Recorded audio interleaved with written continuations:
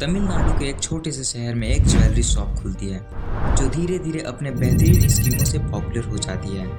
देखते ही देखते इस ज्वेलरी शॉप के हर आउटलेट के आगे भीड़ लगनी शुरू हो गई और लोगों ने अपने खूब सारे पैसे इन्वेस्ट करने शुरू कर दिए। और एक साल बीतने के बाद जब लोग अपने प्रॉफिट और इंटरेस्ट लेने के लिए बाहर जाते हैं तो पता चलता है कि ज्वेलरी शॉप तो काफ़ी टाइम पहले से ही बंद हो चुकी है।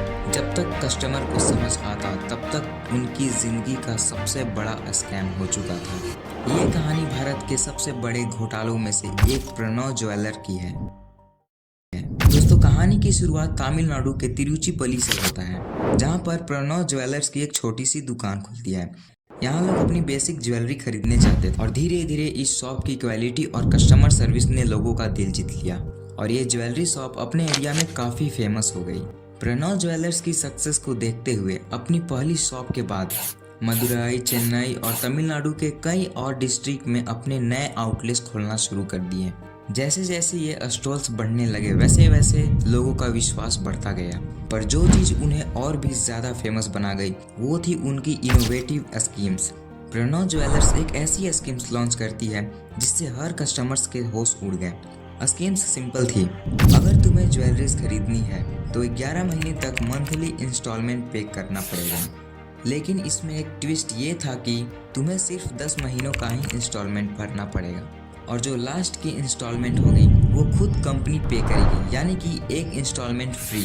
ये बात लोगों पर ऐसा जादू चलाया कि हर कस्टमर इनकी ओर चला आया।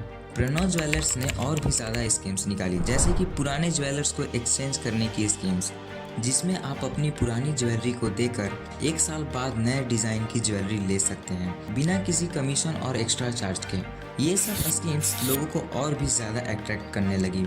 इसमें लोगों ने देखा उन्हें एक तरफ का रिटर्न मिल रहा है तो लोगों ने इसमें इन्वेस्टमेंट करने का ऑप्शन बना लिया। एक तरफ सेविंग अकाउंट या FD 5 से 7% इंटरेस्ट दे रहा था, तब प्रणव ज्वेलर्स ने इनडायरेक्टली 15 से 17% तक लोगों को रिटर्न दिया। ये स्कीम्स इतनी पॉपुलर हो गई कि लोगों ने इस पे अंधाधुंध भरोसा करना शुरू कर दिया, लेकिन लोगों ने एक बार भी ये नहीं सोचा कि उनका पैसा किसी बैंक या फाइनेंशियल इंस्टीट्यूशन के पास नहीं बल्कि एक प्राइवेट ज्वेलरी चेन के ऑनर के पास जा रहा है, जिसकी सेफ्टी की गारंटी बिल्कुल भी नहीं थी। और लोगों ने अपनी पुरानी ज्वेलरी भी इन्वेस्ट करना शुरू कर दिया और जब लोग 1 साल बाद अपनी पुरानी ज्वेलरी लेने के लिए दुकान गए तो शॉप बंद निकली। इंक्वायरी करने में पता चला कि ऑनर्स गायब हो गए हैं और ये सिचुएशन काफ़ी गंभीर हो गई। जिन भी लोगों ने अपना पैसा इन्वेस्ट किया था सबके पैरों तले ज़मीन खिसक गई। लोगों ने पुलिस कंप्लेन करना शुरू कर दिया। जैसे जैसे कंप्लेन बढ़ने लगी पुलिस इस केस को सीरियस लेने लगी। ये मामला बहुत ही गंभीर था, इसमें बहुत से लोगों के पैसे लगे हुए थे। पुलिस और इकोनॉमिक ऑफेंस विंग EOW ने रेड्स किया, लेकिन पता चला कि प्रणव ज्वेलर्स में एक भी ज्वेलर्स नहीं थे। लोगों ने अपनी ज़्यादातर मेहनत की कमाई इसी में इन्वेस्ट कर दी थी। ये क्या करते थे कि लोगों के पैसे को फेक कंपनी में ट्रांसफ़र करते थे और इस केस को ट्रैक करना और भी ज़्यादा मुश्किल हो गया, जिसके बाद ED भी इस केस में इन्वॉल्व हो गया। जब इस स्कैम का पता चला तो लोगों के होश उड़ गए, क्योंकि ये कोई मामूली स्कैम नहीं बल्कि 100 करोड़ रुपए से ज़्यादा का स्कैम था और ऐसा स्कैम पहली बार नहीं हुआ।